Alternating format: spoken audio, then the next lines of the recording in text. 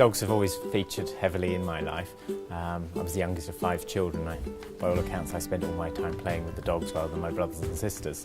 And I guess I was a bit of an observer and looking at the dogs and trying to work out what they were doing and sort of playing with them and training them.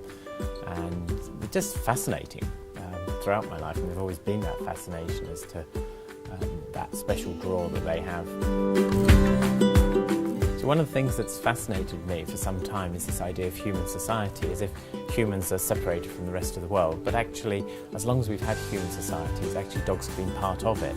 So, it's not surprising that dogs bring enormous benefits, because our whole structure of living together has involved dogs at all times. And it's only now we're perhaps beginning to realise just how valuable that can be. I'm increasingly interested in what it means, to be a dog owner and where the benefits come from, because we often say that owning a dog is good for you, but it's not as simple as owning a dog. My early work with problem dogs makes it quite clear that sometimes owning a dog can be stressful. So we really need to try to tease out what it is that people do with dogs that improve their quality of life.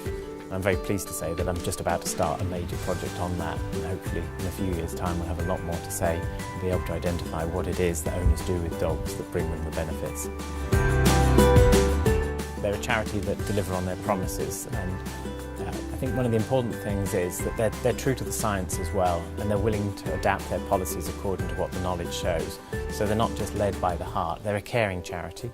But at the same time they take note of what the science says, and they'll translate those findings into effects that have real impact on people.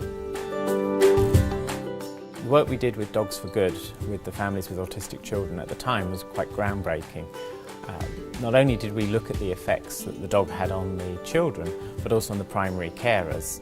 And there's a growing concern about the well-being of unpaid-for carers. And we saw that the dogs actually can have a massive effect on the well-being of those carers, as well as obviously effects on the children as well.